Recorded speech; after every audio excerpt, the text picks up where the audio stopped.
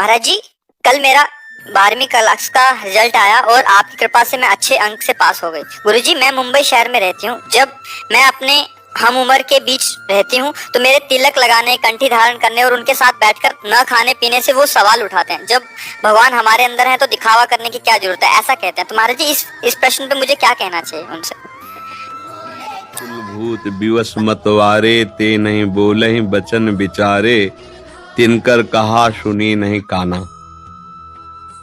जो संसार को सत्य मानकर भोग रहे हैं, प्रपंच को प्रिय मान करके जी रहे हैं, तो धोखे को जी रहे हैं।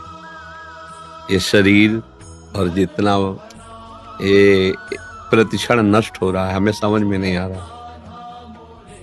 अब इस पे हमारी इतनी ममता हो चुकी है कि हमें लगता है मैं ही हूं, ये लगता है मैं ही हूं, जबकि ये शरीर है और ये नाशवान है, सब कोई जानता। अब इसे हम कैसे समर्पित करें? जब हम तिलक लगाते हैं तो हमको ये भाव आता है कि ये शरीर भगवान के दासत्व से युक्त हो गया। जब नाम जप करते हैं अंदर से तो ये मन भगवान को समर्पित हो गया, और जब तन और मन दोनों समर्पित होते तो हम अपने आप को भगवान की ठसक में पाते हैं। केवल बातें बनाने से नहीं हो जाता कि भगवान तो हृदय में, बाहरी ये दिखावा थोड़ी है। ऐसे चौराहे पे खड़ा होकर तुम्हें निर्देश कर रहा हो कि आप गलत दिशा पे गए और एक थप्पड़ मारे तो आप उठा के पटक दोगे, लेकिन आपसे बहुत कम वजन का है, कम ताकत का है, अरे यहाँ बिल्ला लगा है, फिर आपकी नजर यूपी सर सॉरी बोलना पड़ेगा और निकलना पड़ेगा चुपचाप, है ना। हम हैं तो सब भारतीय ही, लेकिन बिल्ले का है ना प्रभाव, तो है तो सब भगवान के ही, लेकिन इसका प्रभाव है दासत्व का, कंठी का, क्योंकि ये भगवान का दासत्व है, दिखावा नहीं है। ये प्रियाजू का दासत्व है। अगर जिनको इस बात पर नहीं भाव, बेचारे हैं, न सत्संग सुने हैं, न धर्म जानते हैं, इसका बहुत बड़ा महत्व है। एक बार अकबर बादशाह था तो आगरे आया, उसका पूरा सम्राट था, वो तो शासन ही था, तो आगरे किसी कार्य हेतु आया अपने राजकीय वैभव के साथ। तो सब यहाँ के छोटे छोटे राजाओं को बुलाया, तो ओरछा के राजा मधुकर शाह भी गए, हरिराम व्यास जी के शिष्य थे, वैष्णव तिलक लगा के, और भी ब्रजमंडल के बहुत से तिलक लगाए, राजपूत राज कर्मचारी। तो उसकी दृष्टि गई कि अधिकतर सब तिलक कंठी वाले हैं।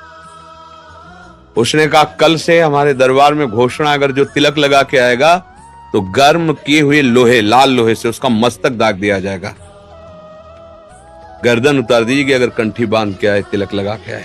ये फरमान जारी कर दो। जो भी भाव उसके अंदर हो।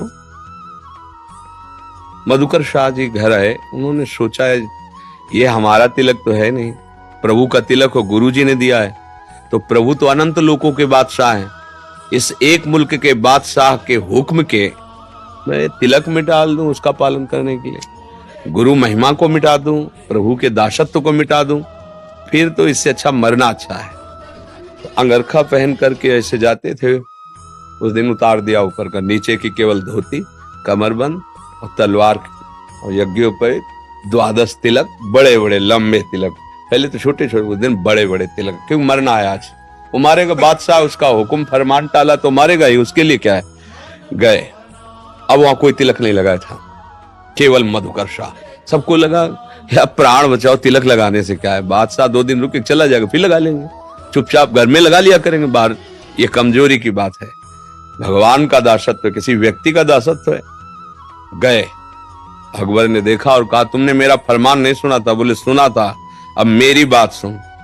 ऐसे ही बोले, तू है एक मुल्क का बादशाह, क्योंकि उन्होंने ठान लिया था मरना तो है ही, तू है एक मुल्क का बादशाह, और ये तिलक है अनंत ब्रह्मांडों के बादशाह का, और तलवार खींची जिसकी ताकत हो, मेरा तिलक तब मिटाल सकता है जब मेरी गर्दन कट सकती है। पूरी सभा जैसे मानो नरसिंह अवतार हो गया, भगवद आवेश एकदम तुरंत बदल गया।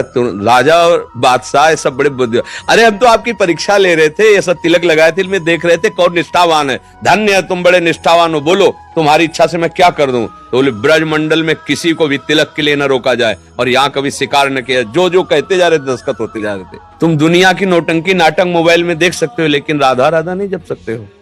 तो भैया हमें लगता है कि अभी तो बच्चे हैं, कलयुग और आगे होगा तो क्या होगा फिर। भगवत तिलक नहीं लगा सकते हम, क्यों नहीं लगा सकते? इसमें क्या दोष है? प्रभु का दासत्व है, हम सब प्रभु के जन हैं। तो हम तुम्हारे मित्र नहीं रहे तो तुम मित्र हो ही नहीं, तुम तो हमारे शत्रु हो। हमें शराब पिलाना सिखाओ, हमें व्यभिचार करना सिखाओ, हमें गंदी आदतें सिखाओ, ये क्या है सब? फ्रेंड पना ये क्या है? फ्रेंड तो वही जो मुझे सत्य पे चलाए। कुपंथ निवार सुपंथ चलावा। तुम तो कुपंथ का मार्ग दे रहे हो, हमारे दुश्मन हो कि दोस्त हो? भाई हमारे सिद्धांत में जो हमें सच्चे मार्ग पे चलाए, माता पिता की आज्ञा में रहने का उपदेश करे, ब्रह्मचर्य से रहने को बोले, धर्म से चलने को बोले, वो तो हमारा दोस्त। जो हमें व्यभिचारी बना दे, जो हमें वीरहीन कर दे, जो हमें सत्यहीन कर दे, जो हम बड़ों का आचरण आदर करना चाहिए वो अनादर कराना सिखा दे, फिर क्या रह गया जीवन में? यही तो भ्रष्टता है। और भ्रष्टता की हम मित्रता मानते हैं। जो जितना हमें भ्रष्ट करे उतना ही गहरा दोस्त। हम अपने धर्म से चले, अच्छे पदार्थ खाओ, अच्छा जीवन जियो। ऐसे लोगों की बातें कैसे कैसे सुनोगे? अगर सुनोगे, आज तक कोई संसार में एक भी बात ऐसे नहीं कि ऐसे चलो तो पूरा संसार तुम्हारे सपोर्ट में हो जाएगा, नहीं होगा कोई भी। ये हम खुद अपने से कह रहे हैं, कोई नहीं हो सकता। पूरा संसार 10 बोलेंगे वाह वाह तो 20 बोलेंगे कि या ये गलत है, इसमें ये गलत है। संसार का स्वरूप ही यही है, कहीं कोई चैन से नहीं रहे, तुम्हें अपनी मस्ती में जीना है।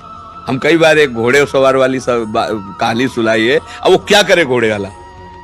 बुढ़ा को बैठाल के चल रहा है तो बोले देखो बुढ़ा कितना कर्कश है कि लड़का पैदल चल रहा है और आप घोड़े पे बैठ के चल। लड़के को बैठा बोले ये जवान कितना बेवकूफ है, बुढ़ा पैदल चल रहा है। और दोनों बैठ गए, बोले हराम का घोड़ा मिला होगा इसलिए दोनों चढ़ बैठे। दोनों उतर गए, बोले देखो दोनों कितने बेवकूफ है, घोड़ा खाली जा रहा है और दोनों। अब बोलो क्या करे? इसलिए अपनी मस्ती में रहो, दूसरा क्या कह रहा है ये नहीं सुनना, हमें गलत नहीं करना। अगर कहीं ऐसा हमारे लिए विधान बनता है तो हमने बताया है कि कलयुग है, मानो कैसी आप राजकीय कर्मचारी में हैं और मान लो आपको तिलक लगाना निषेध कर रहे हैं बड़े अधिकारी, तो रज ली और ऐसे घुमा दी सूखी रज, तो वो लग भी गया और कोई देख भी नहीं पाया, हमारे धर्म की भी पूर्ति हो गई, कोई वो विशेष अवस्था में।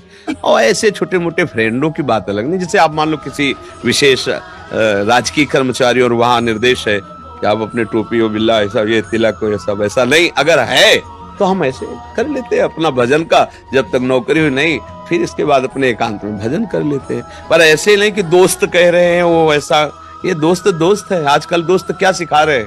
सोचो क्या सिखा रहे हैं? गांजा पीना सिखा रहे हैं, नशा करना सिखा रहे हैं, व्यभिचार करना सिखा रहे हैं। क्या है आप लोग तो होश संसार में, इसे यही तो व्यभिचार कहते हैं और किसे कहते हैं? ये क्या है? ये क्या है? तरीका क्या है? जहाँ एक दूसरे को संयम में चलाना चाहिए वहां एक दूसरे को भ्रष्ट होने की बातें सिखाई जाती है। मोबाइल गुरु है, जो जैसा वहां से हम देख पाते हैं वैसे ही हम कर रहे हैं। क्या आचरण हो रहा है हमारे समाज में? ये नई पीढ़ी कहाँ पहुंचेगी जब ब्रह्मचर्य ही नहीं है, सदाचार। छोटे छोटे बच्चे नशे करने लगे, छोटे छोटे बच्चे हस्तमैथुन का शिकार है। नई अवस्था के बच्चे कहीं ब्रह्मचर्य का कहीं भी कहीं स्वभाव में प्रवेश ही नहीं है। बस जितना अधिक से अधिक बहुत जगह देखना, बहुत जगह जाना, बहुत जगह छूने का स्वभाव बन गया है। वो मन एक जगह बंध पाएगा, फिर क्या दुर्दशा होगी। मान लो जब पति पत्नी का संबंध हुआ और मन इतना चंचल हो चुका है, अब वो ना तो पति में संतुष्ट है ना वो पत्नी में संतुष्ट है। अब क्या होगा वो गृहस्थी, क्या होगा वो परिवार? अरे परिवार तो तभी सुखी होता है जब प्रेम की रज्जू में बंध कर दोनों एक दूसरे पे जीवन बलिहार करके धर्म से चलते हैं। वो भला इनमें आ पाएगा? होटलों का नए नए रोज होटलों का भोजन करने वाले घर की रसोई पसंद नहीं करते। आप पाके देख लो, ऐसे हर इंद्रिय है, हर इंद्रिय को आपने इतनी छूट दे दी तो धर्म का पालन कहां से कर पाओगे? मुझे लगता है आज की मित्रता से थोड़ा बचना चाहिए। जहां से हमारा धर्म सुरक्षित रहे उतनी मित्रता ठीक हो, जितनी मित्रता में धर्म हमारा नष्ट हो ऐसी मित्रता नहीं स्वीकार करनी चाहिए।